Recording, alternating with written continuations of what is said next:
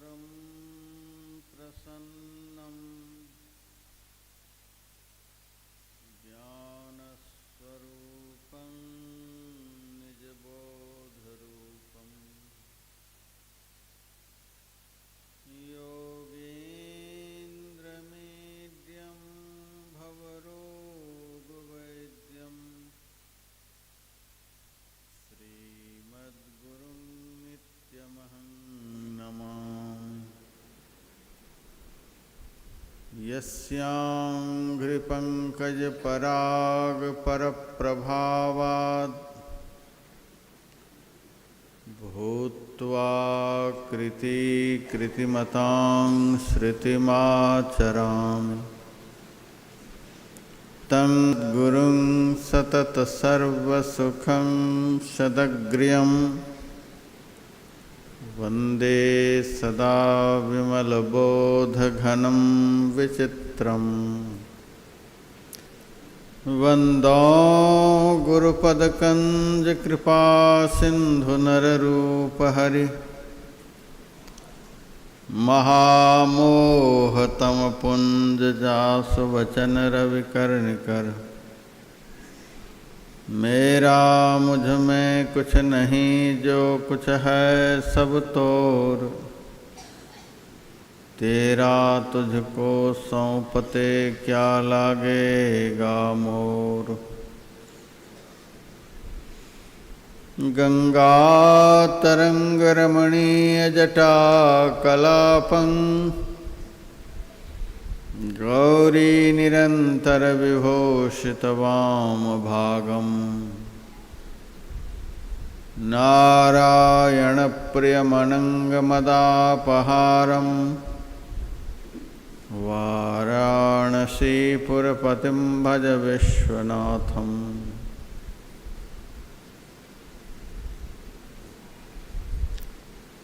पवित्र ओंकारेश्वर क्षेत्र में आयोजित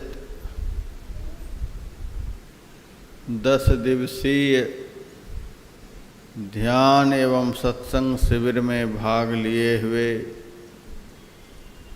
सत्संग प्रेमी सज्जन वृंद, माताओं तथा बहनों,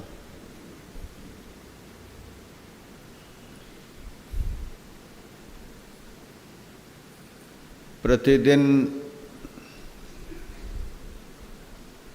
सत्संग सत्र में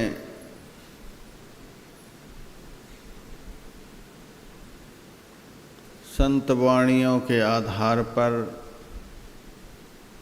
धर्म ग्रंथों के आधार पर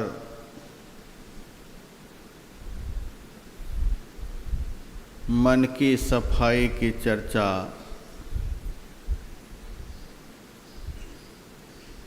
हो रही है।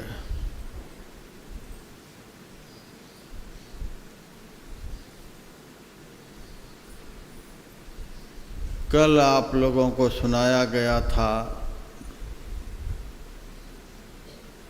मिट्टी से सूक्ष्म जल है,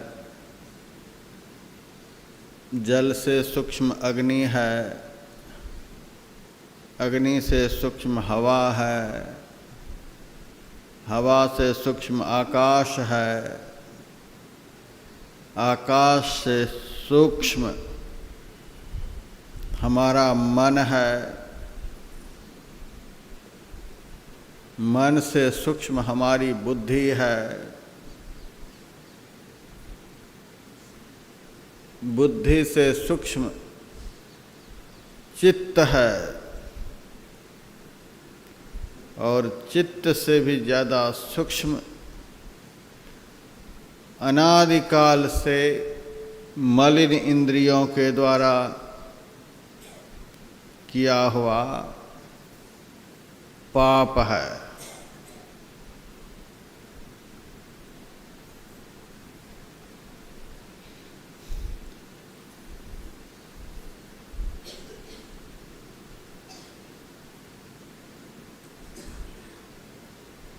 मलिन भाव से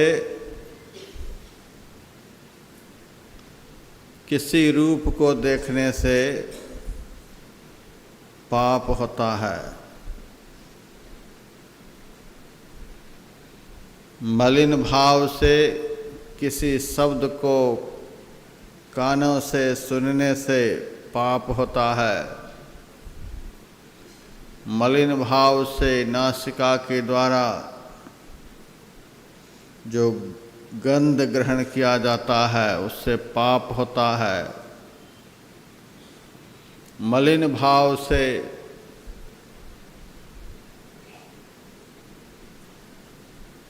जिह्वा के द्वारा जो शास्त्र विरुद्ध रसास्वादन होता है उससे पाप होता है। मलिन भाव से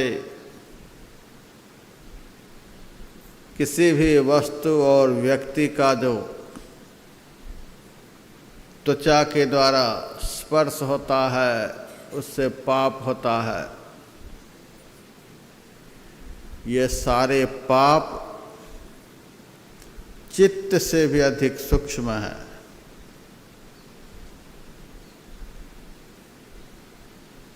इन पापों का दर्शन भक्त को, अभ्यासी को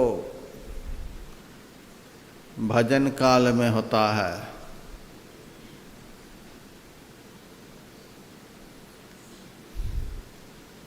अनावश्यक रूपों को ध्यान के वक्त देखना,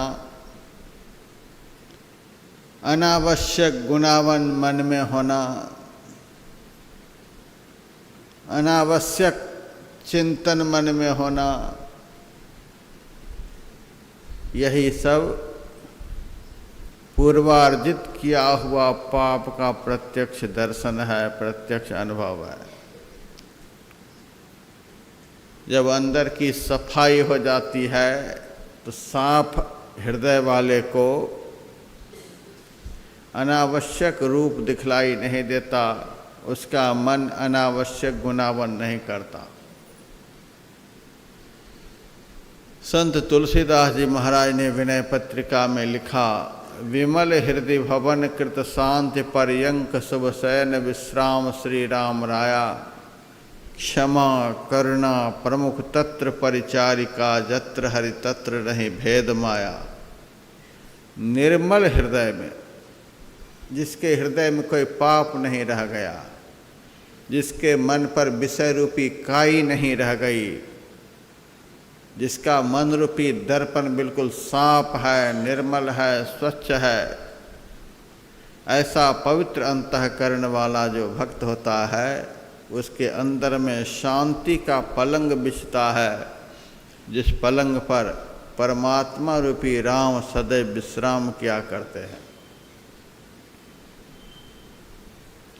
निर्मल हृदय वाले को, निर्मल मन वाले को अनावश्यक गुणावन नहीं होता है। उनको ध्यान के वक्त अनावश्यक रूपों का चिंतन नहीं होता है। वह जिस उद्देश्य से आँखों को बंद किया है उस उद्देश्य की सिद्धि होती है। जिस उद्देश्य से वह आँखों को बंद किया है वही उसके सामने होता है और कुछ नहीं होता है। हम देखना चाहते हैं, कुछ पाना चाहते हैं, कुछ होने लगता है कुछ का कुछ। यह हमारा किया हुआ पूर्वार्जित अशुभ कर्मों का ही दर्शन है।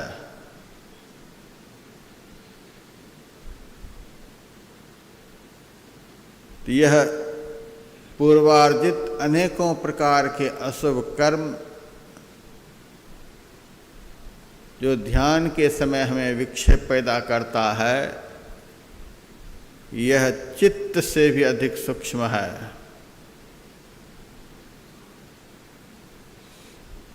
कल मैंने आप लोगों को सुना दिया था, संसार के किसी भी जल में ताकत नहीं है जो मन के अंदर प्रवेश कर सके।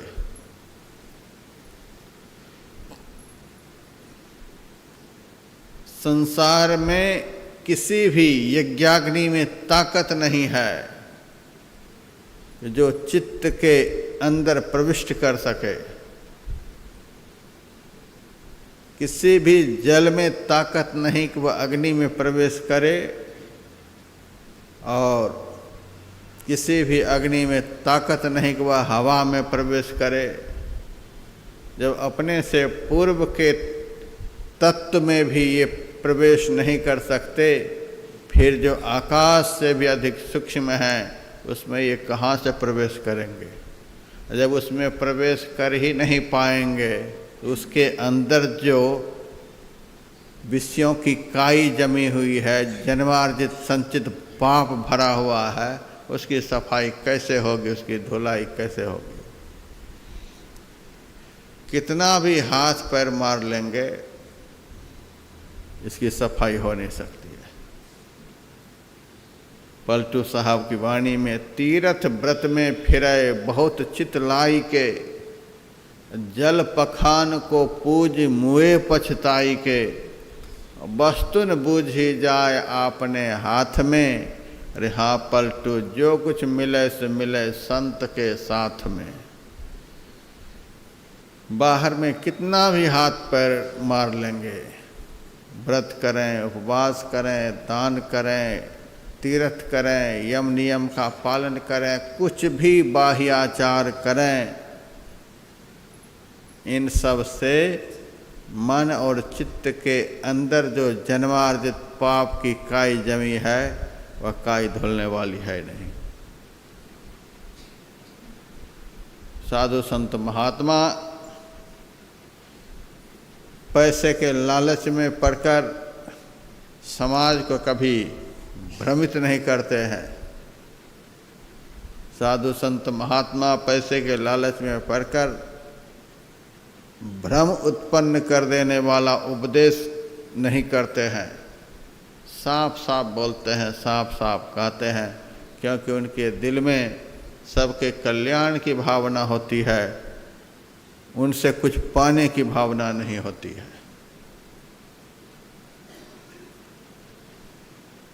संत तुलसीदास जी महाराज की वाणी में,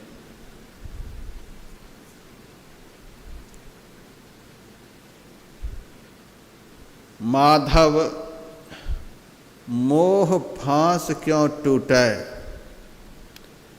बाहर कोट उपाय करिए, अभियंतर ग्रंथि न छूटे। चेतन के ऊपर जो जड़ की गांठ पड़ी हुई है, चेतन जो जरावरण से दबा हुआ है, ढका हुआ है, बाहर कोटि उपाय करिए, बाहर में करोड़ों उपाय कर लेने पर भी चेतन के ऊपर जो जड़ का आवरण पड़ा हुआ है वह हटने वाला नहीं है। अभियंतर ग्रंथि न छूटे। उदाहरण दे दे करके समझा रहे हैं। घृत पूरन कराह अंतर्गत, शशि प्रतिबिंब दिखावे, ईंधन अनल लगाए, कलप सत अवटत नाश न पावे।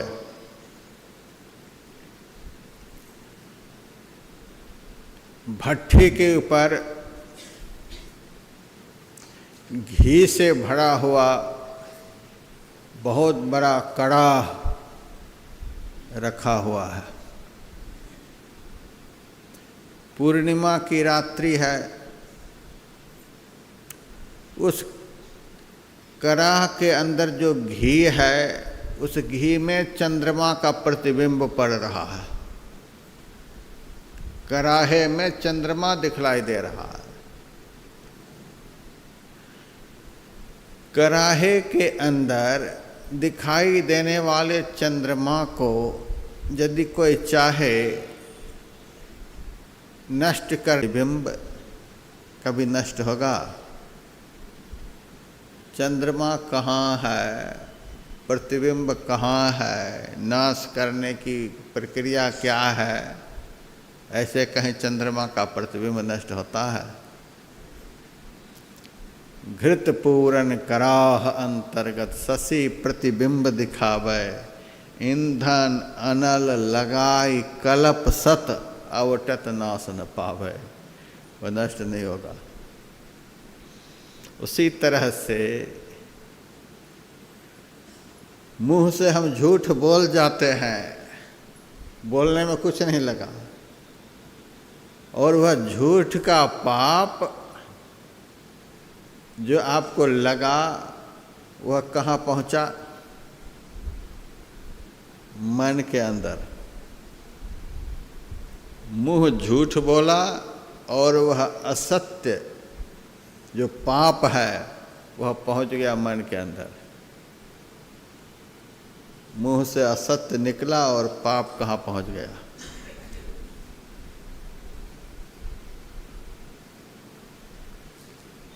हमारे एक सत्संगी सामकाय हैं, राइस मिल चलाते हैं हरियाणा में।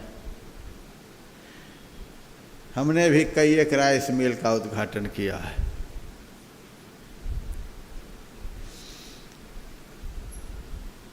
भक्त लोग ले जाते हैं, अंदर में सारी मशीनें दिखलाते हैं, बहुत सारी बोरियां धान की रहती हैं, गड्ढा ऐसा एक रहता है, वहीं से मशीन लगी हुई है। जैसे ही ग्रीन बत्ती ऑन करते हैं वैसे मशीन चालू हो जाती है और धान की बोरी का मुंह खोल खोल करके उसी गड्ढा में जा रहा है और मशीन के द्वारा उस धान को ऊपर खींच लेता है। डालते हैं कहाँ, खींच करके चला जाता है कहाँ। मैंने एक से कहा यह चावल कैसे बनेगा? महाराज चलो दिखलाते हैं कैसे बनेगा। वो ऊपर ही ऊपर मोटा पाइप के द्वारा जा रहा है। कुछ दूर में जा कर के धान का छिलका निकल रहा है, कुछ दूर में जा कर के चावल का कण निकल रहा है, कुछ दूर में जा कर के अनावश्यक कंकड़ पत्थर जो है वह निकलता रहता है। अब बहुत लास्ट में जा कर के फ्रेश हुआ, पॉलिश हुआ चावल वहाँ बोरी लगी हुई है उसमें गिर रहा है। धान डालते हैं कहाँ, अब फ्रेश चावल निकलता है कहाँ, कहाँ से कहाँ पहुँच गया मशीन के द्वारा। उसी तरह से झूठ बोलते हैं कहाँ, झूठ का पाप पहुँच जाता है कहाँ। मुंह से झूठ बोलते हैं, कान से दूसरे की निंदा चुगली सुनते हैं, हाथ से चोरी करते हैं, मुंह से नशाओं का सेवन करते हैं, हाथ से हिंसा करते हैं। इस प्रकार से अनेकों प्रकार के जो पाप करते हैं कर्मेंद्रियों से,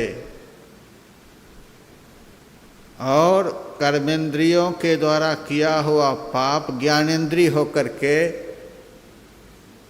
अंतःकरण की इंद्रियों में घुस जाता है। ध्यान के समय में यह सारा किया कराया पाप फ्रेश होकर के निकलता है, और जब फ्रेश होकर के निकलता है तब वह कहता है बाबा बैठे थे ध्यान करने के लिए, लेकिन ध्यान बना नहीं, कुछ से कुछ वही फ्रेश पाप निकल रहा है। कहाँ पाप करते हैं, कहाँ यह पहुंच जाता है।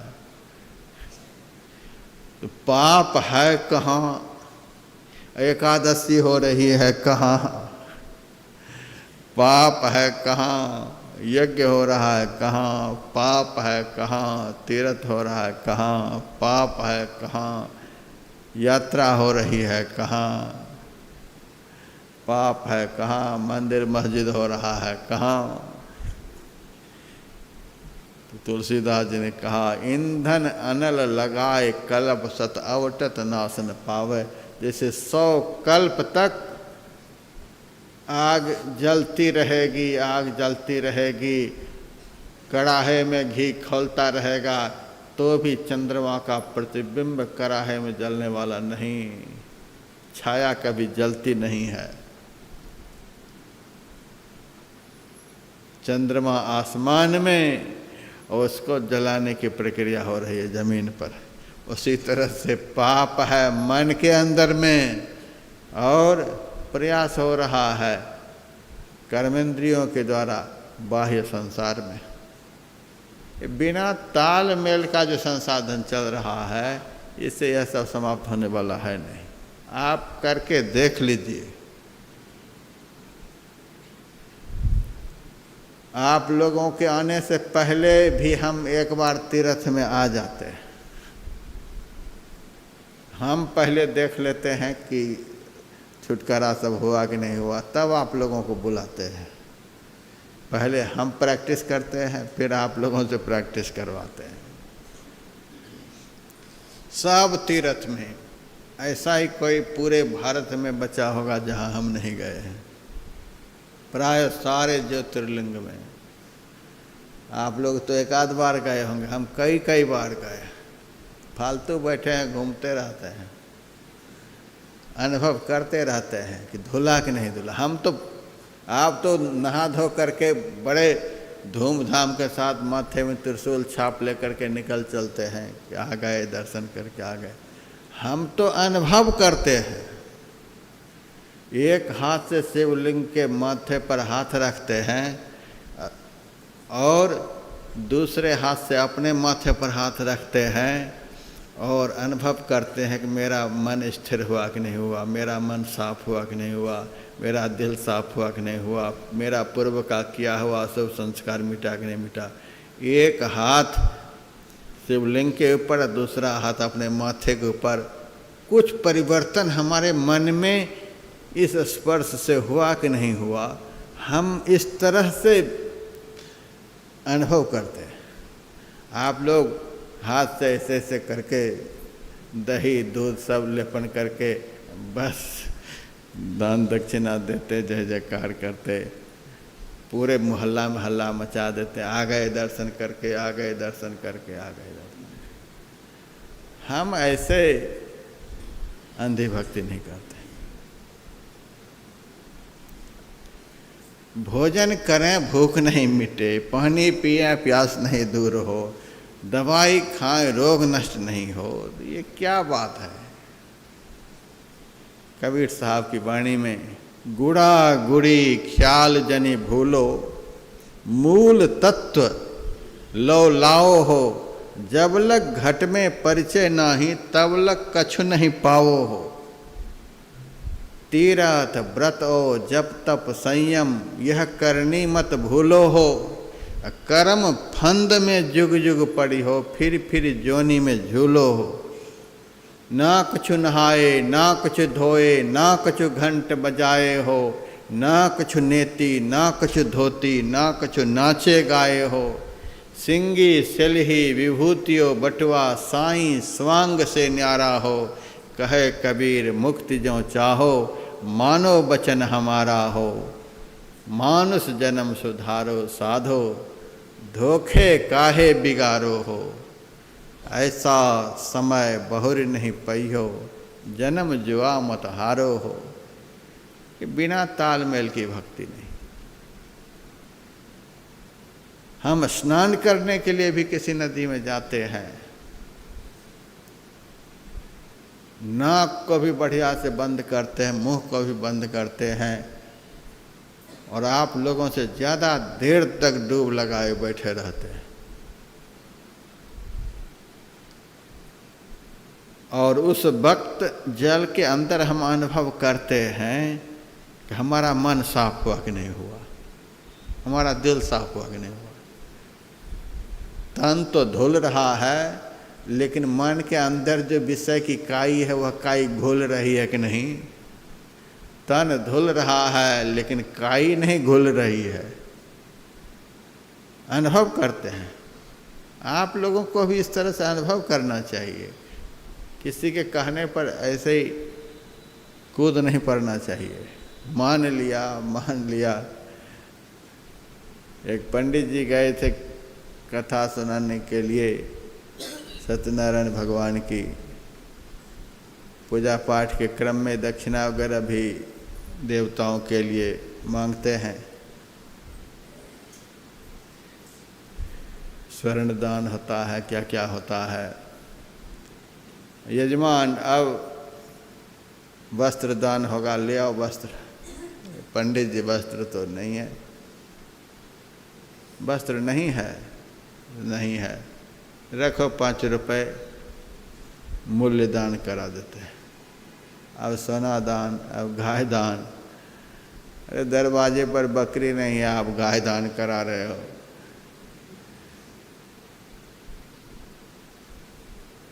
तो कराना तो पड़ेगा ही, विधान है। तो फिर मेरे पास तो है नहीं, कैसे कराओगे? तो गाय के पैसे दे दो। कितना पैसा दे दूं? जितना देने लायक हो उतना दे दो। हम गरीब आदमी हैं, चलो 11 रुपये रखो। गाय 11 रुपये में मूल्य दान हो गया। सोना दान 25 रुपये में हो गया। अरे पंडित जी 11 रुपये में कैसे आप दान करा रहे हो? 25 रुपये में कैसे दान करा रहे हो? अरे मान लो कि हमने करवा लिया, 1 घंटा तक ऐसा ही होता रहा, दान कराते रहे। सबसे आखिर में जब पूजन कार्य समाप्त हुआ तब दक्षिणा की बारी आई। अब यजमान दक्षिणा दो। कितनी दक्षिणा? 251 रुपये। एक कागज़ के टुकड़ा में 251 रुपये लिख करके उनके हाथ में रख दिया, ये लो। ये मूर्ख बना रहा है, ये 251 रुपये है, यही दक्षिणा है। तब यजमान कहता है, पंडित जी हम आपकी बात को 1 घंटा माने हैं, आप एक बार भी मेरी बात को नहीं मानोगे। 5 रुपये में यह दान, 11 रुपये में वह दान, 25 रुपये में वह दान, तो तुम भी हम मान लो कि यह 251 रुपये मैंने दान किया है, मान लो। ये मान लेने वाली भक्ति कब तक चलती रहेगी? आपको ये ठग लोग बना रहे हैं और आप मान रहे हो। हमको नहीं मनाना है आप लोगों को। आप लोगों के जेब के पैसे ऐंठने के लिए आयोजन नहीं हुआ है। आप लोगों के धन के लालच से आयोजन नहीं हुआ है। इस आयोजन के माध्यम से हम सत्संगी भाई बहनों से पैसे बटोर लें, यह हमारा लक्ष्य नहीं है। गुरु महाराज को साक्षी रखकर हम इस मंच पर से बोलते हैं, आप लोगों का कल्याण हो, इसके अलावा इस आयोजन के प्रति हमारा कोई उद्देश्य नहीं है। हम पैसे जमा कर क्या करेंगे? इकट्ठा करके क्या करेंगे? हमने शादी नहीं की है, न लड़के हैं न बच्चे हैं, हम किसकी शादी करेंगे? किसको हम पढ़ाएंगे? घर मकान गुरु महाराज ने बहुत बनवा दिया है, हमें तो घर अब अच्छा भी नहीं लगता है, जंगल में जा कर के रहते हैं। और हमें आप लोगों से कुछ नहीं चाहिए, आप लोगों का कल्याण हो। सर्वे भवन्तु सुखिनः, सर्वे सन्तु निरामया, सर्वे भद्राणि पश्यन्तु, मा कश्चित् दुःख भाग् भवेत्। इसके अलावा कोई भावना नहीं है। इसीलिए आप लोगों से लेने देने वाली कोई बात नहीं, आप लोगों को भ्रमित कर देने वाली कोई बात नहीं। यहाँ आप लोग आ गए हो, बस सोना की तरह चमचम करते हुए यहाँ से चले जाओगे। जयकारा कुछ और हिसाब से बोल गए आप, हम कुछ और कह रहे हैं। हम यह नहीं आप लोगों को कहेंगे, आप लोग यहाँ आ गए और आपका मन सोना के जैसा चमचम हो गया। होगा जितना जो कुछ सुनाया गया है उस सुने हुए ज्ञान के आधार पर कड़ी मेहनत करनी होगी, घर जा कर के भी, और जीवन पर्यंत मेहनत करनी होगी, जन्म पर्यंत यह मेहनत करनी होगी। होगा तो जरूर सोना की तरह, लेकिन 1 मिनट में नहीं। और जब भी होगा तो संत ज्ञान के आधार पर, अपने अंदर में ही मेहनत करने पर। बाहर हाथ पैर मारने से कुछ नहीं होगा। बाहर कोटि उपाय करिए, अभ्यंतर ग्रंथि न छूटे। ईंधन अनल लगाए कलप सट, अवटत नाश न पावे। तरु कोटर मह बस विहंग, तरु काटे मरे न जैसे, साधन करे विचारहीन मन शुद्ध होय नहीं तैसे। अब दूसरा उदाहरण दिया, तरु कोटर मह बस विहंग, पेड़ के खोडर में पक्षी रहता है, उस पक्षी को मारने के लिए कोई उस पेड़ को काट डाले, पेड़ के काटने से पक्षी मर जाएगा? पक्षी कहाँ है, पेड़ कहाँ काट रहे हैं, जैसे ही प्रहार होगा वैसे पक्षी उड़ जाएगा। पेड़ के काटने से पक्षी मर जाएगा? पक्षी कहाँ है, कटाई पिटाई कहाँ हो रही है? उसी तरह से आपके अंदर पाप रूपी पक्षी कहाँ है और पाप को काटने का प्रयास कहाँ हो रहा है। इतना सस्ता है पाप रूपी पक्षी का मरना।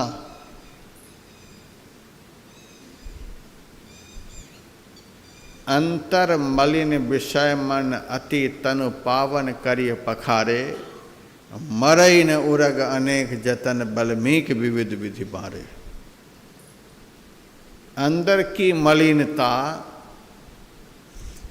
बाहर के तीर्थ जल से कैसे नहीं नष्ट होती है?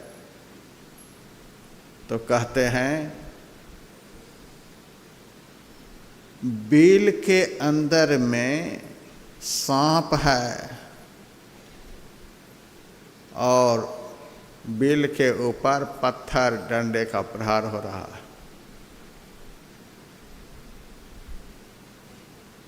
मरई न उरग अनेक जतन, बिल के अंदर रहने वाला सांप अनेकों उपाय बाहर में करने पर भी वो मरने वाला है नहीं, बिल के भीतर में है, मारने का प्रयास ऊपर में हो रहा है।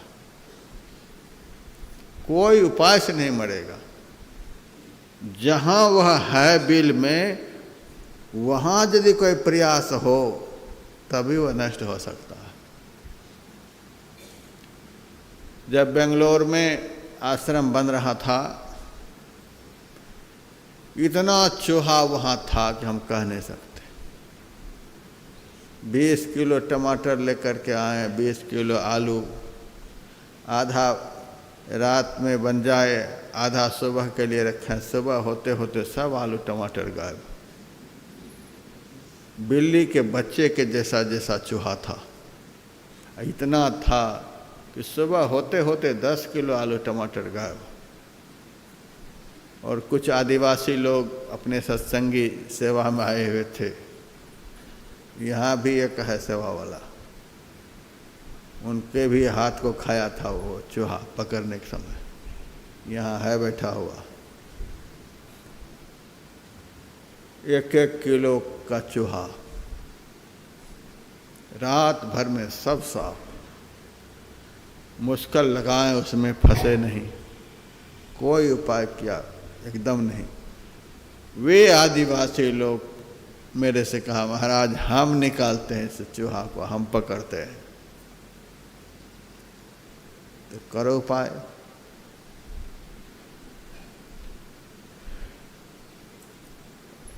प्लास्टिक की पाइप से जो पानी वगैरह तराई करते थे दीवार की, बिल में उस पाइप को घुसा दिया और मोटर चालू कर दिया।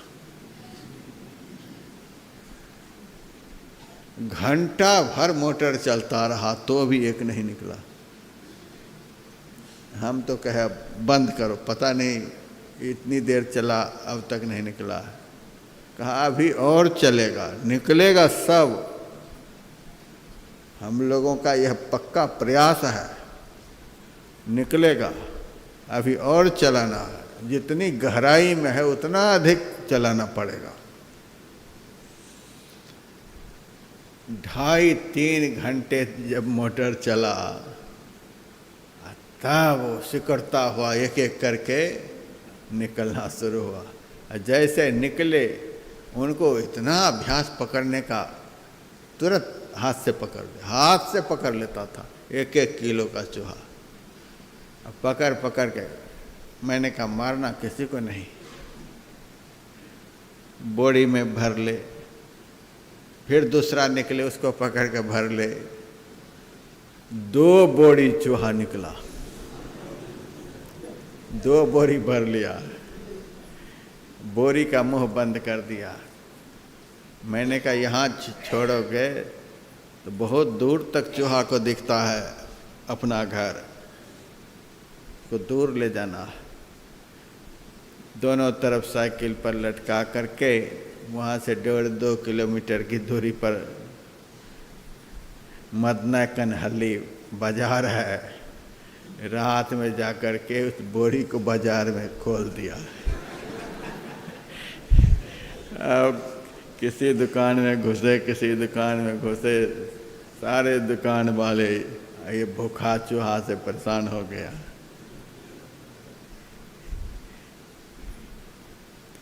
जैसे तैसे प्रयोग से नहीं होता है, प्रयोग करने की कला होनी चाहिए। चूहा कहाँ है वहाँ तक जल पहुँचना चाहिए, तब वो निकला। उसी तरह से मन के अंदर जहाँ पाप है वहाँ प्रयोग होना चाहिए, पाप के पास प्रयोग होना चाहिए। जहाँ विषयों की काई जमी हुई है, काई को हटाने के लिए, काई को साफ करने के लिए वहाँ प्रयोग होना चाहिए। काई है अटैची के अंदर शीशा में, और अटैची के ऊपर आप हाथ फेर रहे हैं, ऐसे साफ नहीं होगा। अंतर मलिन विषय मन अति तनु पावन करिय पखारे, मरई न उरग अनेक जतन बल्मीक विधि मारे। तुलसीदास हरि गुरु करुणा बिनु, विमल विवेक न होई, बिनु विवेक संसार घोर निधि पार न पावे कोई। तुलसीदास हरि गुरु करुणा बिनु, इन सबको खत्म करने वाला निर्मल विवेक हो ही नहीं सकता है। संत सद्गुरु से निर्मल ज्ञान प्राप्त किए बगैर बिनु विवेक संसार घोर निधि पार न पावे कोई।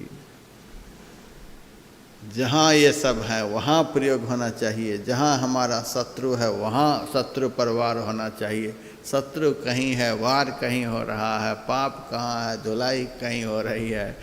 ये बिना ताल मेल की भक्ति को पाखंड भक्ति कहते हैं। गुरु महाराज का वचन है, पाखंड अरु अहंकार तजी, निष्कपट हो अरु दीन हो। सब कुछ समर्पण कर गुरु की सेवा करनी चाहिए, पाखंड भक्ति नहीं। ये सब नष्ट होंगे पाखंड रहित भक्ति से। पाखंड रहित भक्ति वह है जिस भक्ति का केवल आपको अनुभव हो, बाह्य संसार में और किसी को भी अनुभव नहीं हो। पलटू ऐसी प्रीति कर पर धन चाहे चोर, इस तरह से भजन हो, ऐसा अंतर्मुख कर देने वाला भजन हो कि बगल वाले को भी पता नहीं चले। आपके बगल में आदमी बैठा हुआ है और आपका भजन चल रहा है, उनको कुछ पता नहीं चले, बगल वाले को भी पता नहीं चले। ऐसा भजन होना चाहिए। भजन यदि दिख गया फिर तो दुनिया के लोग आपको नोच ही लेंगे, आपको आगे बढ़ने देंगे।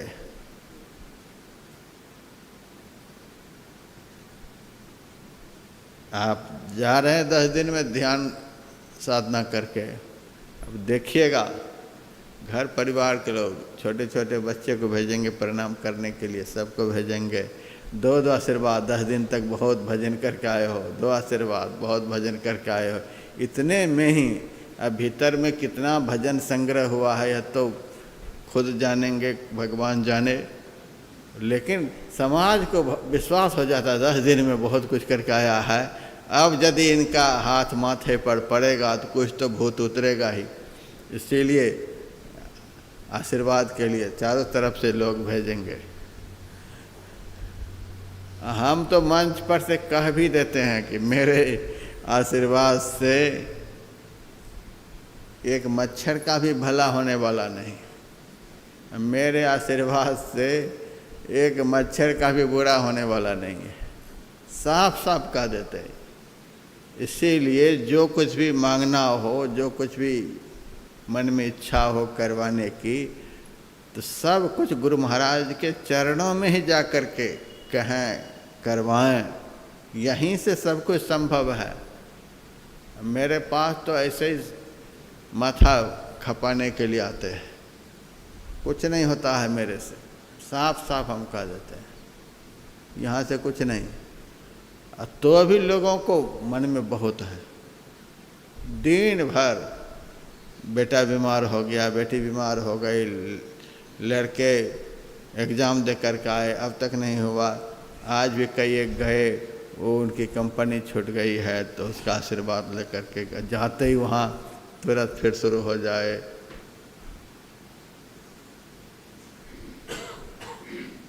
दूसरे का कमाया हुआ कैसे हम निचोड़ लें, इसके लिए भी दुनिया बहुत लगी पड़ी है। भजन यदि प्रकट हो गया तो समाज आपके पास वो भजन रहने नहीं देगा। गुरु महाराज से सदैव यही प्रार्थना करना, हे गुरु महाराज,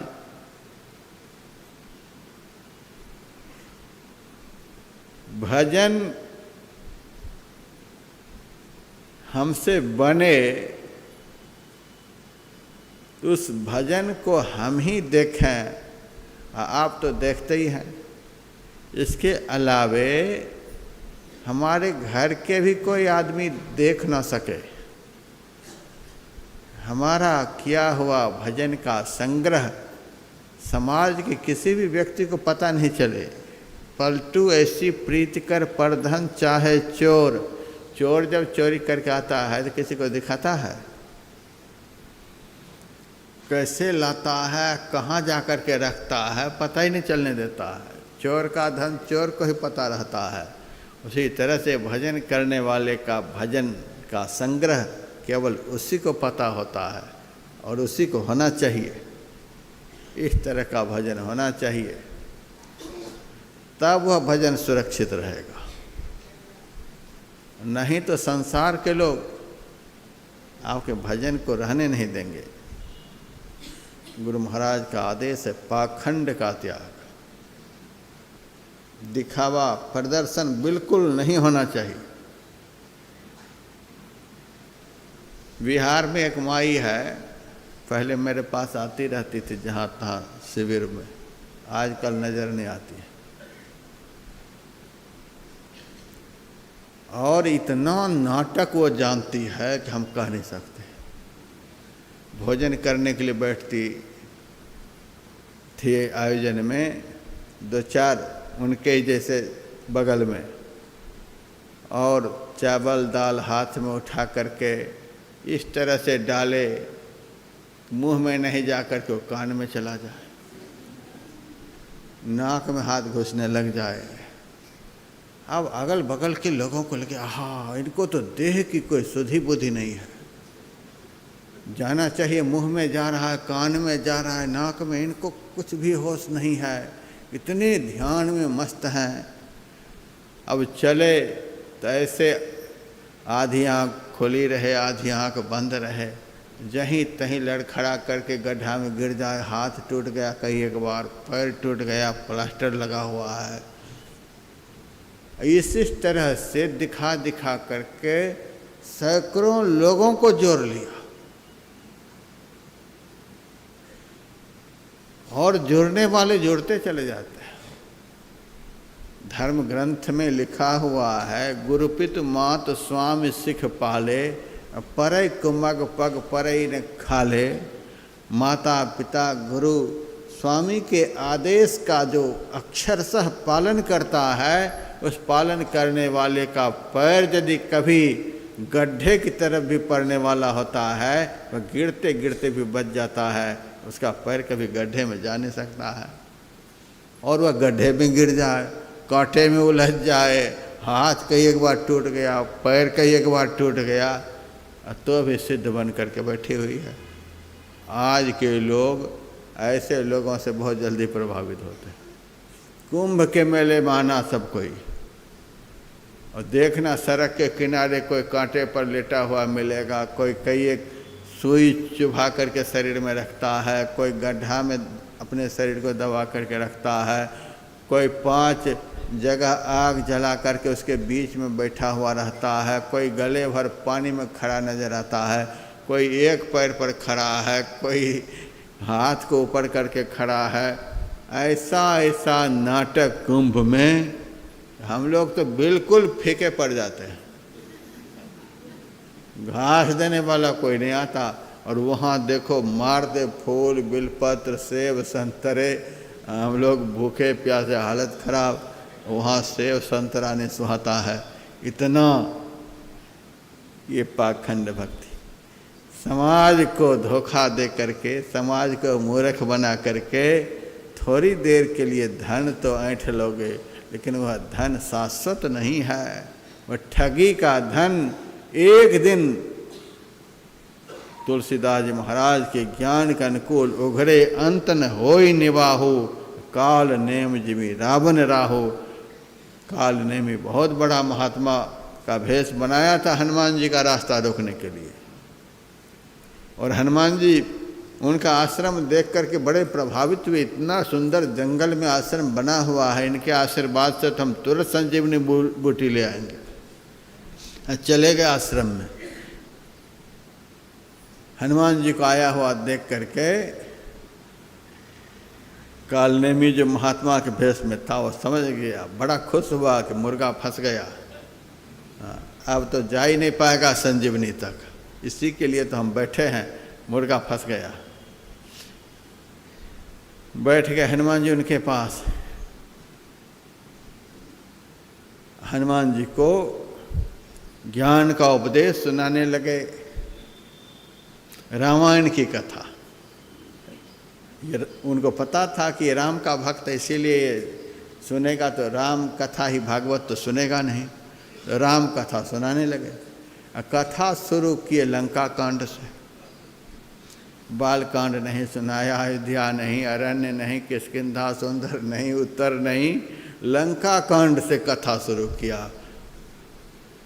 हनुमान जी, रावण और राम में लड़ाई हो रही है, हम यहीं से ज्ञान दृष्टि से देख रहे हैं।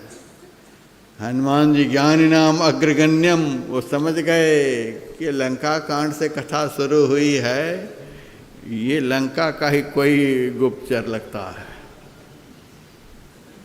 ये बाल कांड सुनाता, सुंदर कांड सुनाता, लंका कांड से शुरू किया है। रावण राम में लड़ाई चल रही है, एक ना एक दिन राम की ही विजय होगी, यह सब वो जान गए।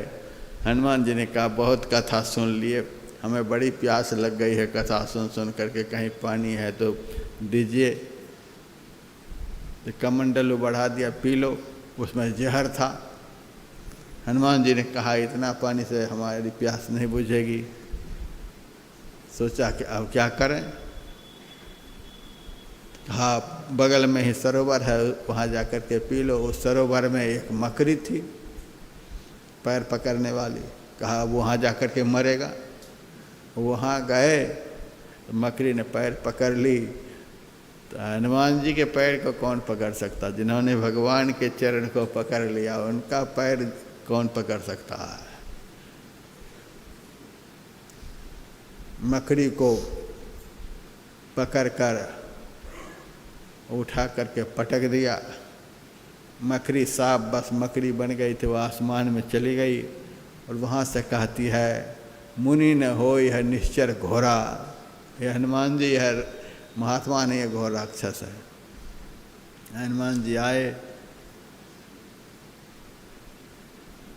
तो कालनेमी महात्मा के भेष में कहता पानी पी लिया? हाँ हाँ, जो पीना था पी लिया। तो अच्छा ठीक है, अब बैठो, हम तुमको गुरु दीक्षा बतलाते हैं। हनुमान जी ने कहा, दीक्षा तो हम बाद में लेंगे, पहले दक्षिणा ले लो। तो कालने में मन ही मन खुश भी होता है, दीक्षा से पहले दक्षिणा देने वाला चेला मिला है। ठीक है, 2 दक्षिणा का अभी देख रहा हूँ। धीरे धीरे हनुमान जी अपनी पूँछ को लंबी कर दी, 3 बार उस पूँछ में उनको लपेटे। कहा, ये क्या कर रहे हो? दक्षिणा की तैयारी हो रही है। 3 बार लपेटा लगाया और उठा करके पटक दिया, पूरी दक्षिणा मिल गई। ठगने के लिए कितना बड़ा जाल रचा था, लेकिन कपट जब उघर गया तो कहीं का नहीं रहा। राहु भी देवताओं की श्रेणी में आकर बैठ गया था, देवता बनकर अमृत पीने के लिए, लेकिन सूर्य और चंद्रमा ने कपट खोल दिया। भगवान, अमृत पिलाने के लिए तो जा रहे हो, लेकिन यह अमृत पीने के काबिल नहीं है, तो कपटी राहु है। कपट खुल गया, सुदर्शन चक्र से गला काट दिया गया। रावण का भी कपट खुल गया, महात्मा बनकर सीता का हरण किया था, कपट खुल गया तो वंश सहित रावण का नाश हो गया। उसी तरह से कपट जाल रच करके समाज को ठगने का प्रयास नहीं करना। ऋषिकेश में एक बहुत अच्छे गृहस्थाश्रमी महात्मा थे, जय दयाल गोयंदका जी, गीता प्रेस के संस्थापक जय दयाल गोयंदका। और वे कभी कभी प्रवचन में सुनाते थे, किसी को जीवन में ठगो नहीं, ठगने में महापाप है। ठगा जाओ लेकिन किसी को ठगो नहीं।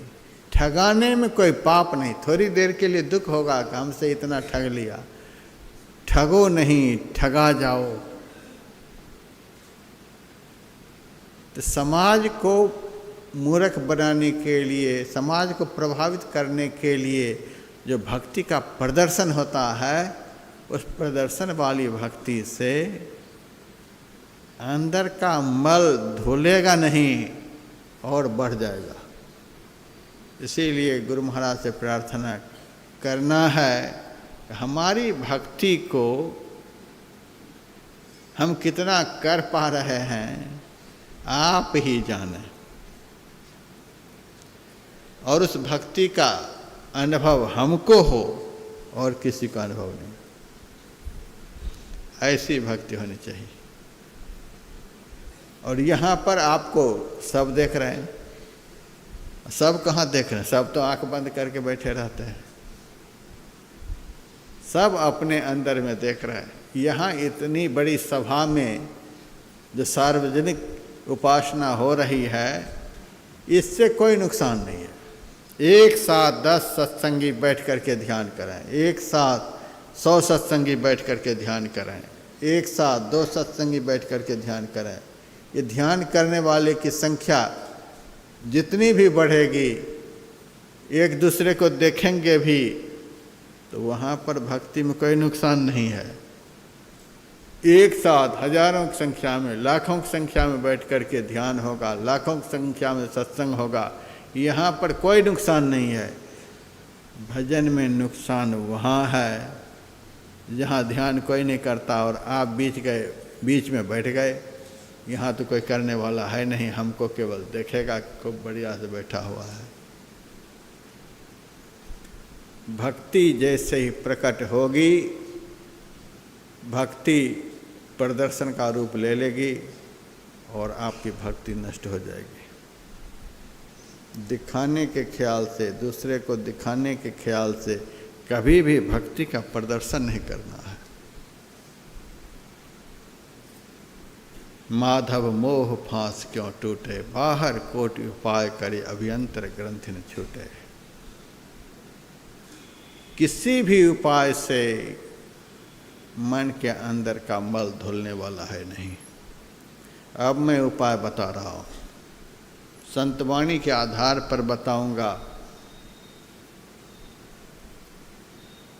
मन से सूक्ष्म चित्त है, चित्त से सूक्ष्म हमारा किया हुआ पाप है, विषय की खाई है। यहाँ तक बाह्य संसार का जल अग्नि पहुँच नहीं सकती है। जब इन दोनों के पास प्रयोग होगा तभी ये नष्ट होंगे। अब प्रयोग क्या है? मन के अंदर घुसने वाला प्रयोग क्या है? जो मन के अंदर घुसे, तो मन से सूक्ष्म मंत्र है, मन से सूक्ष्म गुरु का दिया हुआ जो मंत्र है वह है। इससे होगा क्या? मंत्र मन में घुसेगा और मन के अंदर जो पाप है उसको नष्ट कर देगा। मंत्र के निरंतर स्मरण करने से मन के अंदर का पाप नष्ट हो जाता है।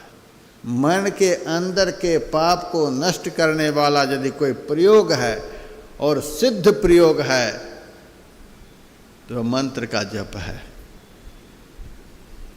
एक बार भी यदि आपसे मंत्र का जप होता है तो एक बार का जप आपके पाप को नष्ट करता है। पाप कमज़ोर हो गया, आप जाप चालू रखें, कमज़ोर होते होते धीरे धीरे खत्म हो जाएगा। गुरु महाराज की वाणी में सतगुरु सतगुरु नितहि पुकारत, छीजत पाप समूह है। सतगुरु रूप हिये में धारत, काम क्रोध मद लोभ दहै।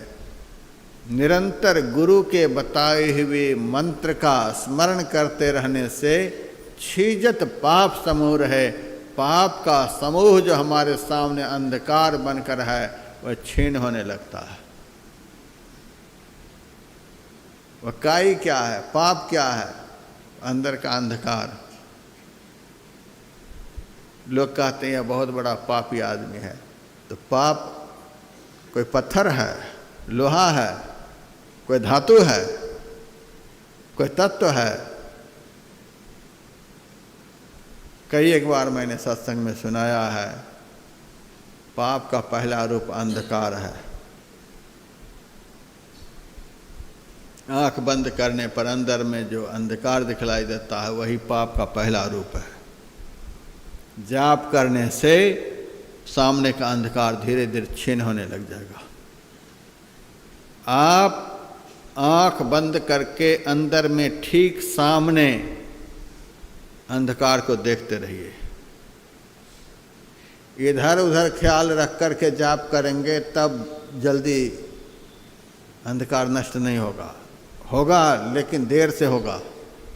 लेकिन जल्दी नष्ट करना चाहते हैं इधर उधर नहीं देख करके, बिल्कुल सामने।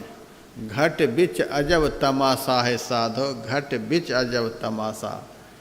घट के बीच में नयन कमल तम माझ, अंधकार के ठीक बीच में देखना है।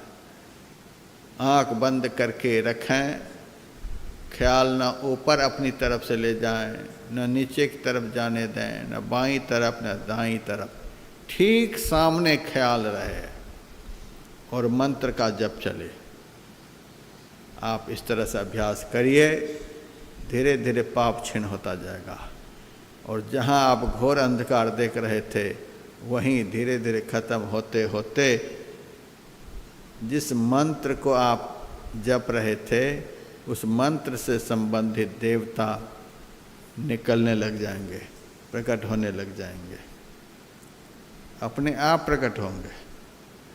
हमारे गुरुदेव से परम संत बाबा देवी साहब पूछे थे, लाला तुम ध्यान लगाता है तो ध्यान में रूप को हूबहू उगा लेता है? गुरुदेव ने कहा, नहीं हुजूर, धुंधला नजर आता है। बाबा साहब ने कहा, ध्यान में हूबहू दर्शन होता है। जैसे हम तुमको देख रहे हैं, तुम हमको देख रहे हो, उसी तरह से भक्त अपने इष्ट को ध्यान में देखता है। तो जप करने से अंधेरा कम होता जाएगा।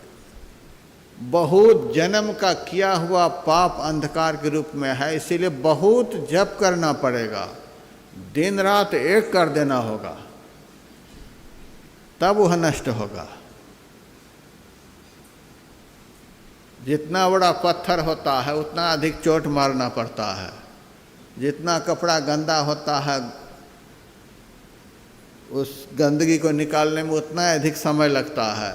उसी तरह से जितना बड़ा अंधकार का साम्राज्य होता है उस साम्राज्य को नष्ट करने में उतना ही अधिक जाप का प्रयोग करना पड़ता है। पूर्ण विश्वास के साथ जाप करें, दृढ़ विश्वास बनिए गुरु पद के, सेवत रहिए सदाई, अभ्यासी गुरु सेवी हंसा, मुक्ति डगर चल जाई, चलत चलत तो टपत गगन सब, भव दुख दूरी न साई।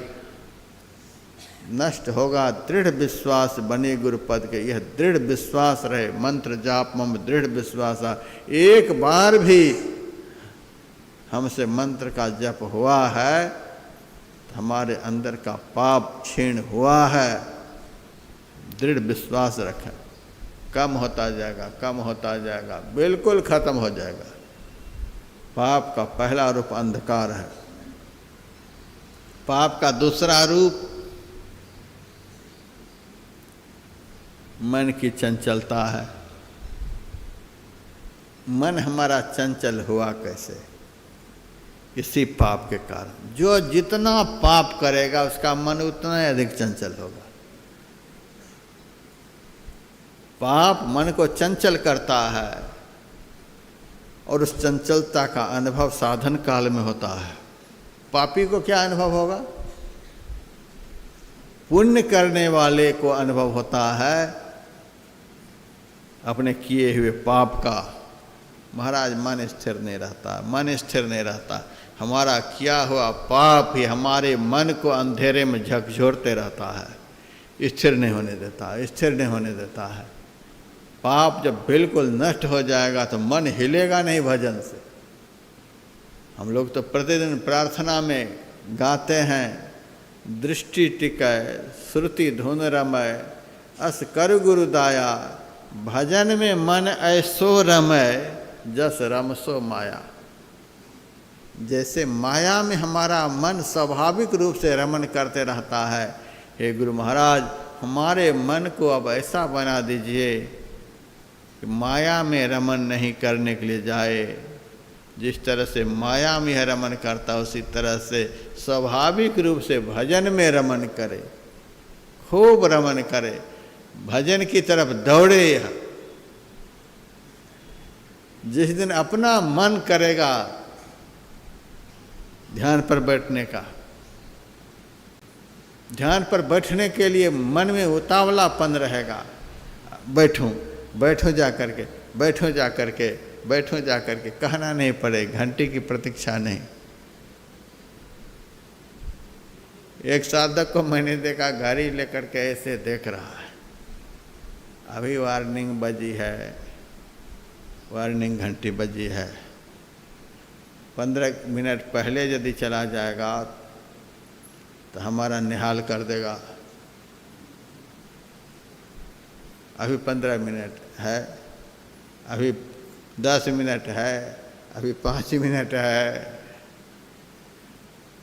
कितना बड़ा उपकार गुरु महाराज का करेंगे वो ध्यान करके, पता नहीं लगता है। अरे 5 मिनट ज़्यादा बैठेंगे तो आपका नुकसान कुछ होगा। ओवर टाइम ड्यूटी करता है कोई जा कर के, तो यहाँ की सरकार भी उसके लिए अलग से कुछ पैसे देती है। और आप 1 घंटा से ओवर टाइम भजन करेंगे तो सदगुरु सरकार आपको खाली हाथ भेजेंगे, कुछ ज़्यादा ही देंगे, उनको ज़्यादा मिलेगा जो समय से अधिक भजन करेगा। ये देख रहे हैं, ये घड़ी देख करके आने वाला है, ये अपने मन से ज़्यादा से ज़्यादा करने के ख्याल से आने वाला है। गुरु महाराज इनको ज़्यादा पुरस्कार के रूप में देंगे, उसका मन जल्दी से पवित्र करेंगे, उसके मन को जल्दी भजन में लगाएंगे। यहाँ तो घड़ी देखने में है, अब जब 1 मिनट होने वाला है, घंटी बजाने वाले के एक हाथ में घंटी या दूसरे हाथ में हथौड़ा, ये जब दोनों सामने आमने रहता है तब वो आसन पर विराजमान होगा, बैठे नहीं कि घंटा पर चोट पड़ा नहीं। तो ऐसे जो घंटा को देखते हुए घंटा भर बैठेंगे तो भीतर में भी घंटा ही बजता रहेगा। आप लोग हॉल में देखते रहिएगा किस तरह से घंटा बजने के बाद भी भागते रहते हैं, आते रहते हैं। यह पापी मन का लक्षण है, जो भजन पर बैठने के लिए समय की प्रतीक्षा करता है।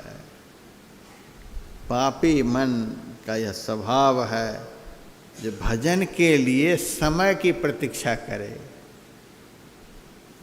इतना समय होगा तब बैठेंगे। लेटे हुए हैं, गुरु महाराज की दया अभी हो रही है बहुतों के ऊपर। किसी की आंख खुल जाती है 2:30 बजे, घड़ी देख करके फिर लेट जाए, अभी 15 मिनट बाकी है वार्निंग बजने में।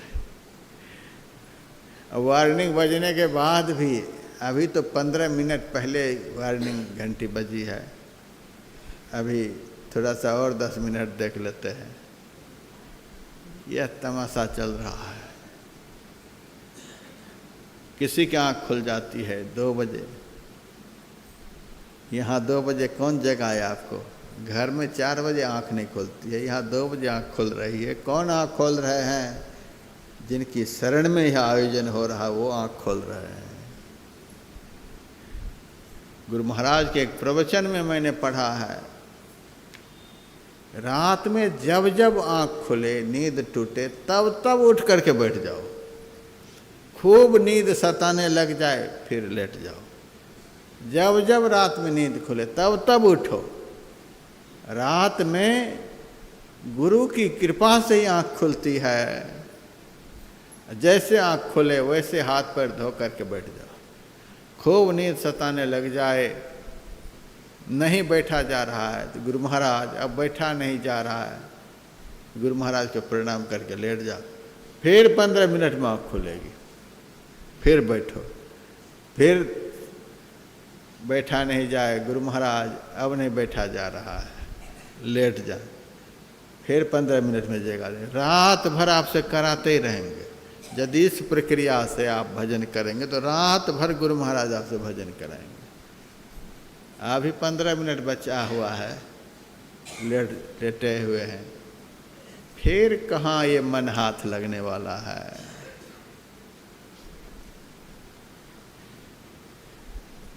सूर संग्राम तो विकट बेरामती, सतियो सूर के खेल आ गए। सूर संग्राम है पलक 2-4 का, सती संग्राम पल 1 ला गए।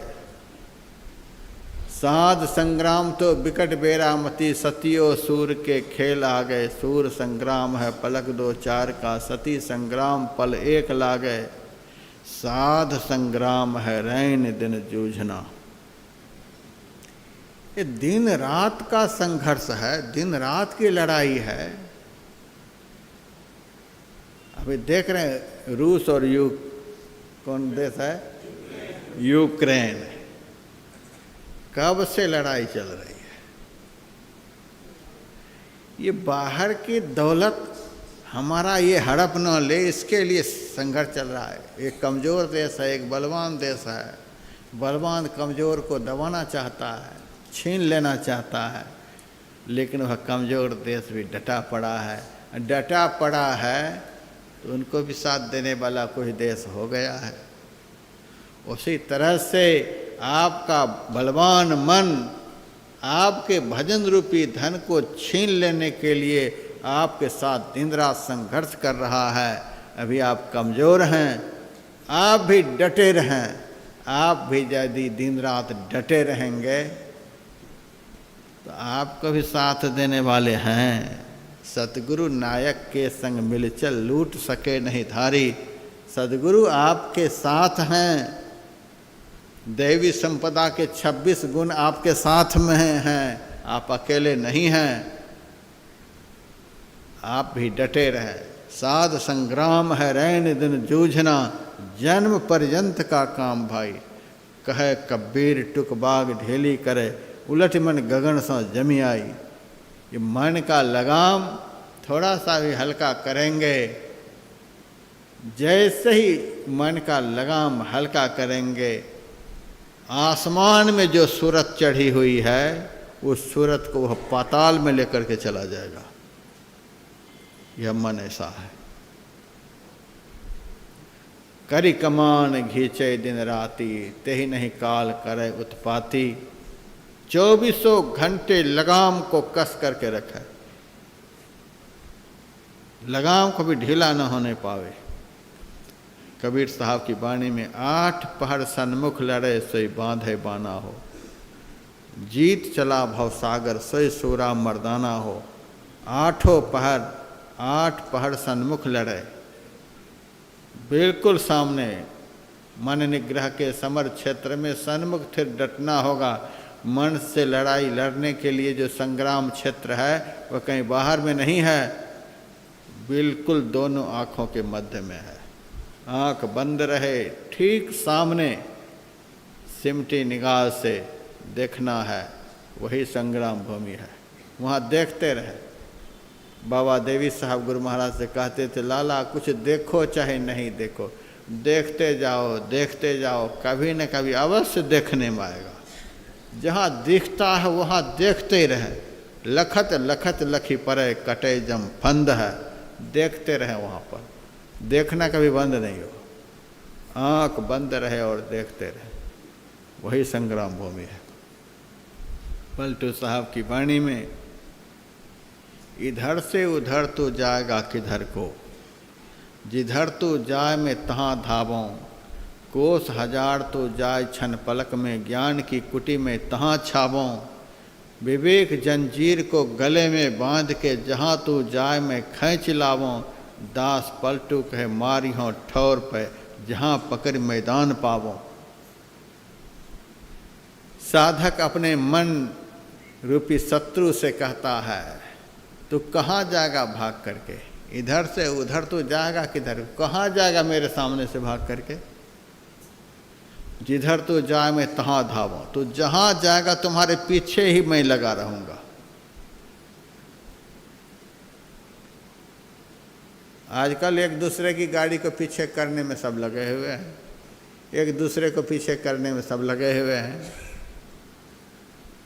ये बाहर में एक दूसरे को पीछे करने का जो प्रयास है, यह निरर्थक प्रयास है। एक दिन आप एक्सीडेंट कर जाएंगे। बाहर में दूसरे को पीछे करने का जो प्रयास है, वह अपना एक्सीडेंट कराने की तैयारी है। उसका एक दिन एक्सीडेंट हो जाएगा जो दूसरे को पीछे करने के प्रयास में है। गुरु महाराज की दया से, ईश्वर की कृपा से किसी का व्यापार चल रहा है, तू भी अपना प्रयास कर, उसका व्यापार ठप हो जाए, हम उससे आगे बढ़ जाएं। किसी का लड़का IAS कंप्लीट कर गया है, उनका पुण्य प्रताप है, उनके लड़के को भोजन में जहर दे करके उनकी बुद्धि को ख़त्म कर देना, बुद्धि शक्ति को ख़त्म कर देना, उसको मार डालना, यह सब जो है किसी बढ़ते हुए बालक को उसकी विद्या बुद्धि को नष्ट कर देने के लिए भी आजकल प्रयोग होते रहता है। उसका लड़का पढ़ाई में आगे ना बढ़े, भोजन में कुछ खिला दो। किसी बढ़ते हुए को बढ़ाना, ऐसा दिल रखो। कमज़ोर बैल का भी पीठ थपथपा दोगे तो वह दौड़ने लगता है, और द्रुत गति से बलवान बैल का भी पैर खींचना चाहोगे रस्सी लगाकर तो वह भी तेजी से आगे नहीं बढ़ पाए। आगे बढ़ने वाले को बढ़ने दो, जो नहीं बढ़ पा रहा है उसका पीठ थपथपाओ, सहारा दो। जहाँ तक धर्म बने एक दूसरे को आगे बढ़ाने का प्रयास करो, आगे बढ़ाने का प्रयास करो, ऊंचाई की तरफ प्रेरित करते रहो, आगे बढ़ो, आगे बढ़ो। धीर तुम बढ़े चलो, वीर तुम बढ़े चलो। सामने पहाड़ हो, सिंह के दहाड़ हो, कुछ भी हो, बढ़ते चलो। कम से कम वाणी से भी तो सहयोग करो। एक अंग्रेज बूढ़ा था, अपने से अपना सामान गाड़ी पर उठा नहीं पा रहा था। हमने थोड़ा सा सहारा लगा दिया, हमने थोड़ा सा सहारा दिया तो वह सामान लेकर के ऊपर में रख दिया। जैसे हमारा थोड़ा सा सहारा मिलने पर सामान ऊपर रखा गया, तुरंत कहता है थैंक यू। अरे थैंक यू बोलना सीखो। यदि कहीं से कोई सहयोग हमें मिल रहा है तो उसको थैंक यू बोलो, और तुम यदि सहयोग कर दोगे तो तुमको लोग थैंक यू बोलेंगे। धन्यवाद धन्यवाद, आशीर्वाद मिलेगा। आगे बढ़ने वाले को बढ़ने दो, बढ़ने दो। तो बाहर में आगे वाले को पीछे करने का प्रयास मत करो। बाहर में जो आगे बढ़ रहा है उसको सहयोग करोगे तो बड़ा भारी पुण्य होगा। टांग खींचोगे तो महापाप होगा। अब भजन के समय जो आपका मन आपके सामने से भागता है, उस मन को यदि भागने दोगे तो महापाप होगा। आपका मन भजन के वक्त अंदर में यदि भागता है, उसको भागने दोगे, उसको आगे बढ़ाते जाओगे तो महापाप होगा। उस मन के टांग को पकड़ लेना है, इसमें पुण्य होगा। मन जो भाग रहा है, भागते हुए मन को रोक लेना, इसमें पुण्य होता है। दुनिया में कोई आगे बढ़ रहा है, उसके टांग पकड़ने से पाप होता है। भीतर में मन के टांग को पकड़ो। इधर से उधर तो जाएगा किधर को, जहाँ मैं जाए मैं, जहाँ तू जाए मैं खींच लाऊं। तो कहाँ जाएगा? जहाँ तू जाएगा हम पीछे लगे रहेंगे, छोड़ेंगे नहीं, आगे हम बढ़ने नहीं देंगे। तुमसे आगे तो हम बढ़ेंगे, तुमको बढ़ने नहीं देंगे। आर्मी की दौड़ जो होती है, बिहार पुलिस की दौड़ जो होती है, कुछ लड़के ऐसे होते हैं जब देखते हैं कि सामने वाले को हम पीछे नहीं कर पाएंगे तो पैर मार देते हैं, उसको गिरा देते हैं, और तब चाहते हैं कि हम आगे बढ़ जाएं। इस तरह से पैर मारकर आगे वाले को गिराने का जो प्रयास है, उस प्रयास वाले से अंदर का भजन नहीं हो सकता। आगे बढ़ाओ, आगे बढ़ाओ। बाहर में आगे बढ़ने वाले को आगे बढ़ाओ, अब भीतर में जो मन आगे बढ़ रहा है उसको रोक करके पीछे करो। जहाँ तू जाए मैं तहाँ धावूं, तू जहाँ जाएगा मैं वहीं पहुँच जाऊँगा। जहाँ तू जाए मैं तहाँ धावूं। विवेक जंजीर को गले में बांध के जहाँ तू जाए मैं खींच लाऊं। ज्ञान रूपी जंजीर को तुम्हारे गले में लगा करके तो जहाँ जहाँ जाएगा मैं खींच खींच करके ठिकाने पर लगाता रहूँगा। दास पलटू कहे मारी हों ठौर पर जहाँ पकड़ मैदान पावों। तुमको वहाँ पर पकड़ कर मारूंगा जहाँ बिल्कुल खुला स्थान रहेगा। अब छोटा सा कमरा है, चारों बगल सामान वगैरह है, वहाँ कोई दुश्मन आ गया है, आपके हाथ में डंडा है, जैसे डंडा उठाते हैं तो कहीं डंडा अटक जाता है, बाईं तरफ से मारना चाहते हैं इधर अटक जाता है। संकीर्ण जगह में वार करने में बनता नहीं है। कहीं से कहीं डंडा अटक जाएगा। उसी तरह से 9 द्वारों में मन को मारने का जो प्रयास है वह निष्फल प्रयास है, वहाँ नहीं मार पाएंगे। इतने द्वार हैं, कहीं न कहीं आपका प्रहार अटक जाएगा। 10वां द्वार जो है वहाँ तो मन है और आप हैं, बीच में कोई पर्दा नहीं है, वहाँ तो दृष्टि की चोट पड़ती रहे, दृष्टि के तीर मारे कस कस कस, 2 4 5 नहीं 10 10 10, वहाँ पर प्रहार करते रहोगे तो कहीं रुकावट नहीं। दास पलटू कहे मारी हों ठौर पर, जहाँ पकड़ मैदान पाऊँ। तो भजन के समय हमारा जो मन चंचल होता है, हमारा किया हुआ अशुभ कर्म ही हमारे मन को चंचल करता है। पाप का दूसरा रूप, ध्यान करने के वक्त, सत्संग में आने के वक्त, किसी सत्कर्म करने के वक्त यदि कोई विघ्न आए, उन विघ्नों के कारण आपसे सत्कर्म छूट जाए तो समझ लेना कि पाप की जीत हो गई और हम हार गए। ध्यान पर बैठने के लिए आ रहे थे, रास्ते में ही कोई मिल गया, गप करने लग गए, व्यवधान हो गया। उस समय भगवान भी रास्ते में मिले तो उनसे नहीं, हमें तो सद्गुरु के शरण में जाना है, हम वहाँ बैठेंगे जा कर के, आपको मिलना हो तो वहीं आना, अभी हम आपसे भी नहीं मिलेंगे, अभी हमें वहाँ जाना है, वहाँ आपको मिलना है तो मिलो, दर्शन भी करूँगा तो हम वहीं पर, आपका नियम का पक्का होना चाहिए। यदि रुक गए, किसी कारण से ध्यान में भाग लेने से आप रुक गए तो समझिए वह कारण क्या है, आपका ही किया हुआ पाप है। रुकना ही नहीं है, दुनिया नाराज हो जाए तो नाराज हो जाए। नाचना नाच तो खोल घूंघट कहे, खोल के नाच संसार देखे, खसम रिझाओ तो ओट को छोड़ दे, भरम संसार को दूर फेंके। लाज किसकी करे, खसम से काम है, नाच भर पेट फिर कौन छेके। दास पलटू कहे तू ही सुहागनी, सो सुख से तू पिया एक है। हमें तो गुरु महाराज को खुश करना है, प्रसन्न करना है, रिझाना है, दुनिया नाराज होकर के क्या कर लेंगे। रुकना ही नहीं है, जगह पर पहुंच करके ही छोड़ना है।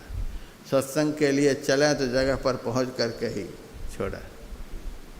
हमारे बहुत सत्संगी आ रहे थे,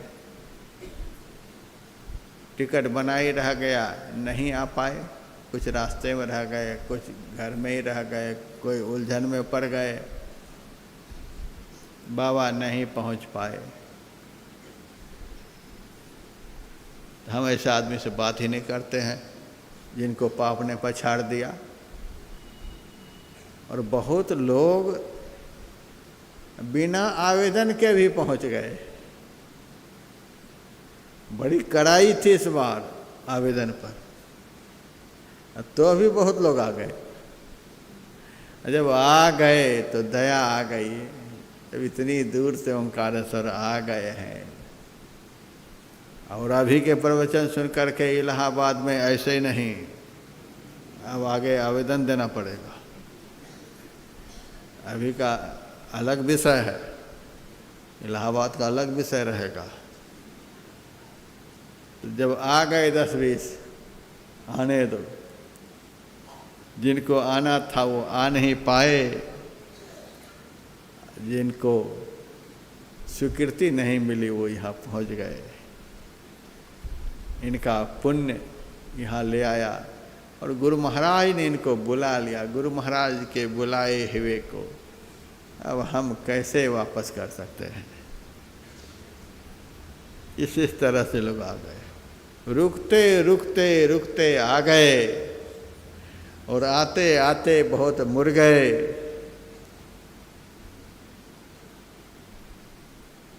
ध्यान भजन सत्संग करने में जो विघ्न उपस्थित होते हैं वह विघ्न, जिन विघ्नों के कारण आप यह काम से रुक जाते हैं, वह पाप का तीसरा रूप है। अब चौथा रूप पाप का देखिए। घुटना में बड़ा भारी दर्द है महाराज, हमसे तो बैठा नहीं जाता। घुटना के दर्द में चाय कैसे पिया जाता है? घुटना के दर्द में बाथरूम कैसे जाया जाता है? उसी घुटना के दर्द में सारे दिन आपके बीतते हैं। भजन के समय दर्द तेज हो जाता है क्या? और यदि सही में तेज हो जाता है, चलो कोई बात नहीं, कुर्सी लगा देते हैं, बैठो कुर्सी पर। करने वाले कर लेता है, अब बहाना बनाने वाले घुटना में दर्द है महाराज, क्या करेंगे वहाँ जा कर के, चलो। पीठ में दर्द है, गर्दन में दर्द है, यहाँ है दर्द, वहाँ है दर्द। ये शारीरिक जिन रोगों के कारण आप भजन करने से वंचित हो जाते हैं, वह रोग पाप का चौथा रूप है। कितना भी कुछ शरीर में हो जाए, हम तो पकड़ पकड़ करके लाते हैं ऐसे लोगों को। यह रोग है, यह बीमारी है, अस्वस्थ हो गया है, ये हो गया, वो हो गया। अरे किसी भी हालत में घर में तो समय पास होगा ही, उसी रोग में घर में समय पास होगा ही। तो घर में रोग ग्रस्त होकर के समय पास होगा, और उसी समय यदि शरीर से जीव पास हो जाएगा, तब क्या होगा? और उसी हालत में जैसे तैसे अपने को घसीटते हुए सद्गुरु की शरण में लेकर के आ गए। यहाँ आकर के तो कोई पास भी होंगे, एक तो पास होंगे नहीं यहाँ पहुँच जाने के बाद। यदि पास हो भी जाएंगे तो 9 द्वार से तो गुरु महाराज पास कर ही देंगे, दुर्गति से तो पास कर ही देंगे। अच्छा ही होगा। इसलिए ये सब पाप के रूप हैं, इन रूपों के ऊपर ध्यान देना है। अंधकार आपके सामने पाप है, यह जब तक सामने है, कितना भी कोई कहे कि तुम पवित्र हो गए, ये सब किया, इससे तुम्हारा पाप धुल गया, एकदम किसी का कहना नहीं मानना है। अंदर का अंधकार पाप का रूप, जब तक मन चंचल है पाप अभी बरकरार है, जब तक ध्यान भजन सत्संग में विघ्न उपस्थित हो रहे हैं तब तक पाप खत्म नहीं हुआ है। जब तक असाध्य रोगों के कारण भजन में विक्षेप हो रहा है तब तक पाप खत्म नहीं हुआ है। किसी के कहने पर मानना नहीं, ये खत्म होगा पाप के खत्म होने पर। मन से जो पाप हुआ है, मन के अंदर जो पाप है, वह निरंतर मंत्र के स्मरण करने से क्षय होगा, क्योंकि मंत्र मन से भी अधिक सूक्ष्म है। इसीलिए कहते हैं पतित पावन सीताराम, पतितों का उद्धार करने वाला ही यह मंत्र है। और चित्त के अंदर जो पाप है वह कैसे धुलेगा? मंत्र के जाप से मन के अंदर का पाप नष्ट होता है, और पवित्र रूप के चिंतन करने से चित्त के अंदर का पाप नष्ट होता है। पवित्र रूप अपने इष्ट का जो होता है वह चित्त में प्रविष्ट कर जाता है, वह चित्त से अधिक सूक्ष्म है। तो पवित्र रूप का चिंतन होता है, तो वह पवित्र रूप चिंतन करने वाले के चित्त में प्रविष्ट होकर के चित्तांतर्गत जो उसका पाप है उसको नष्ट कर देता है। तो पाप को नष्ट करने का यह सब उपाय है, इस उपाय में लगे रहें। यह कार्यक्रम प्रयोगात्मक भी है, उपदेशात्मक भी है। सत्संग के समय उपदेश के रूप में सब कुछ बताया जाता है, ध्यान के समय इस पर प्रयोग होता है। अब ध्यान के समय प्रयोगशाला में जा कर के प्रयोग करेंगे। अब एक भजन सुने, फिर आरती करके अभी का सत्र समाप्त करें। जय गुरु महाराज।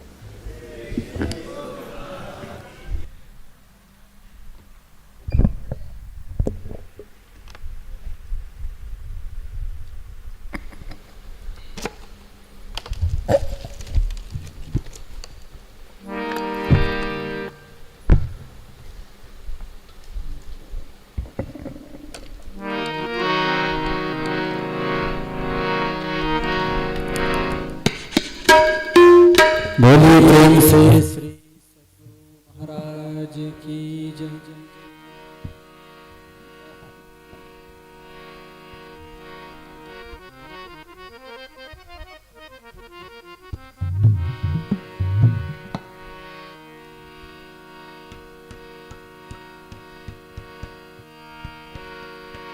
मन के हार हार है, मन के हार हार है, मन के जीते जी परम पुरुष को पाए, मन के ही परते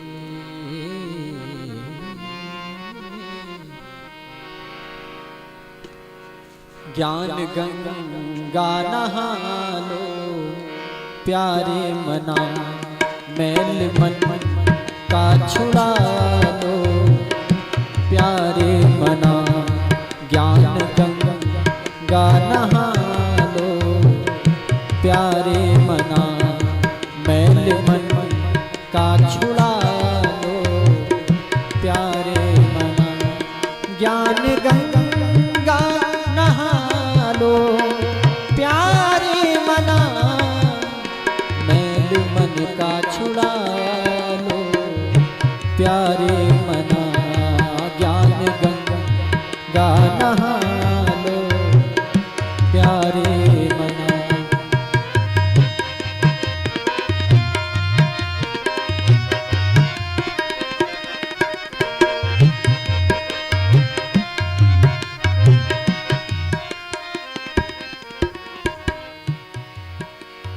मोक्ष भूमि है नरेतन प्यारे मना, काटो बंधन विषय फंद प्यारे मना,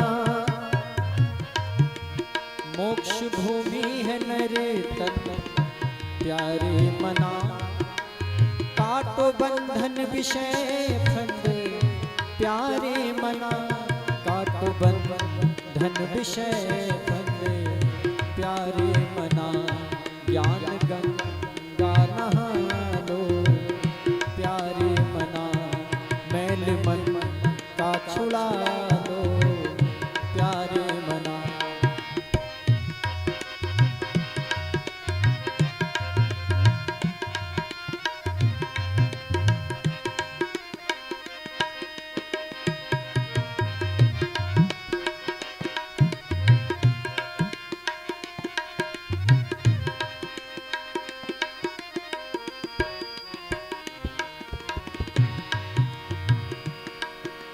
काम क्रोधा भी शत्रु है प्यारे मना, उसको जड़ से मिटाओ प्यारे मना, काम क्रोधा भी शत्रु है प्यारे मना, उसको जड़ से मिटाओ प्यारे मना, उसको जड़ से मिटाओ प्यारे मना, ज्ञान गंगा नहा लो प्यारे मना, मैल मन का छुड़ा लो प्यारे मना।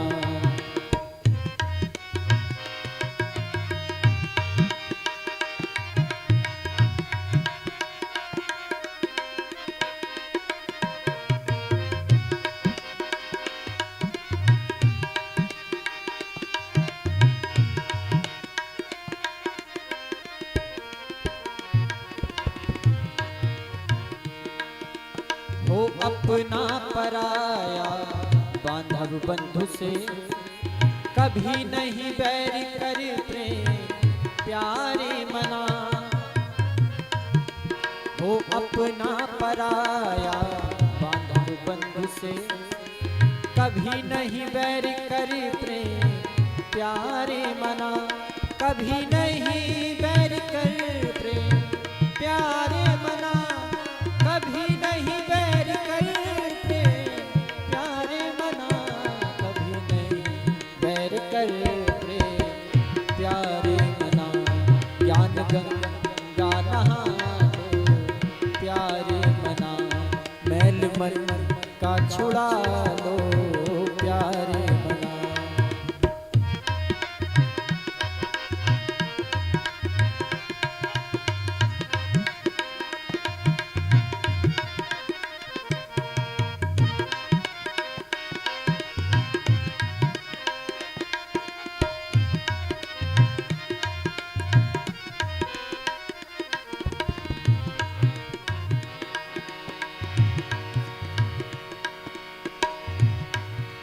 हो अपना पराया नित्य माता पिता सद्गुरु देव को, श्रद्धा से नमन कर प्यारे मना।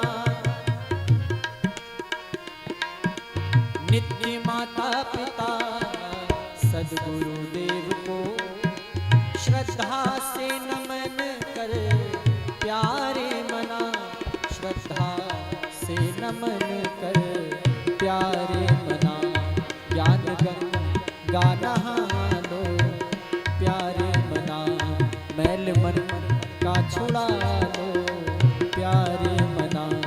ज्ञान गंगा नहा लो प्यारे मना, मैल मन का छुड़ा लो प्यारे मना, मैल मन का छुड़ा लो प्यारे मना। बोलिए प्रेम से श्री सद्गुरु महाराज की जय।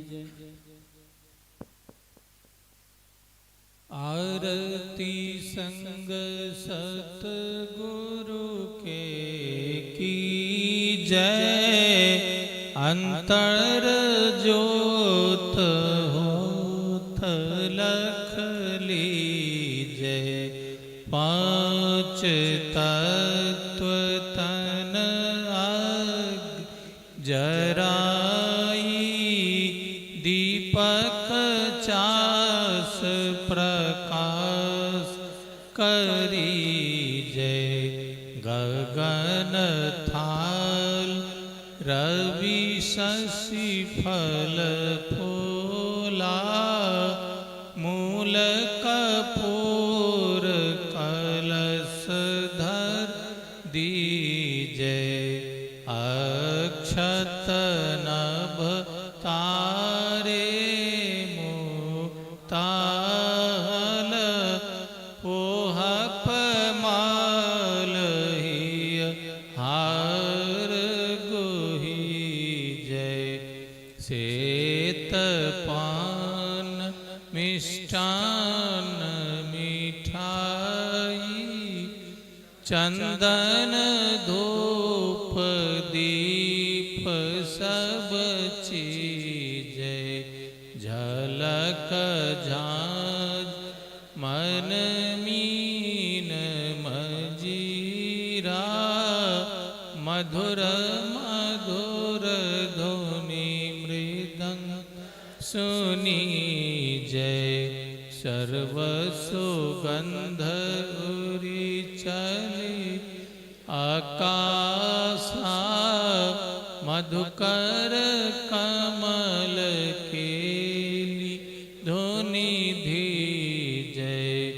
निर्मल ज्योत जय घट माही, देखत दृष्टि दोष सब छीजय।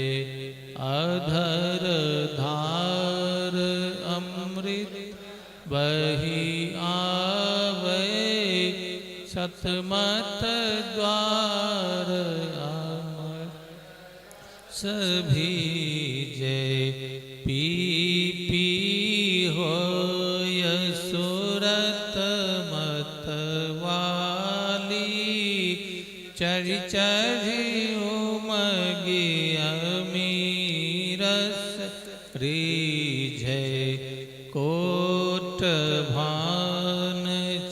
रवि तेज उजाली अलख पार लखिला लगी जय। छिन छिन सुरत अधर पर राखे गुरु प्रसाद अगम रस पीजय।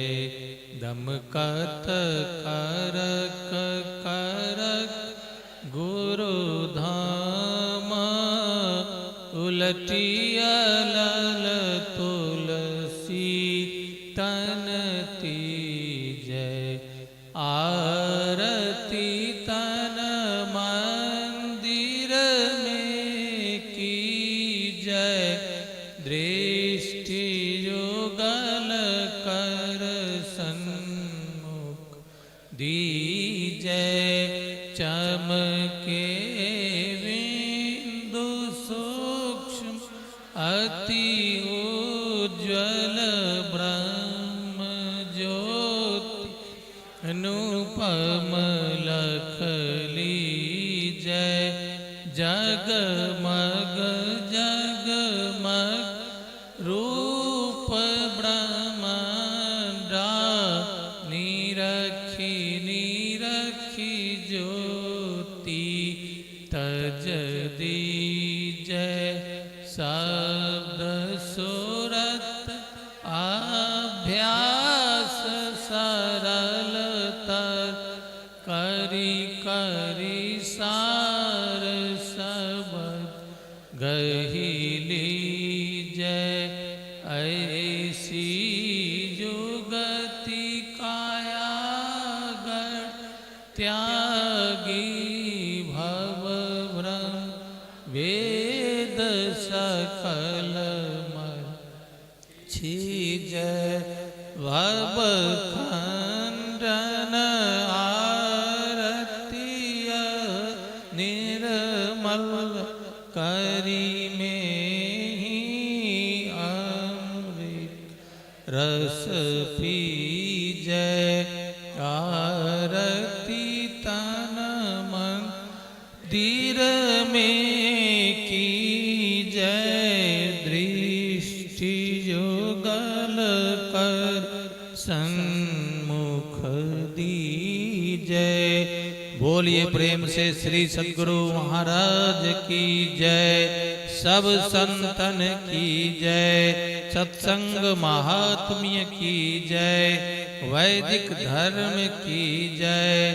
जय गुरु महाराज, जय गुरु महाराज, जय गुरु महाराज। श्री सद्गुरु महाराज की जय।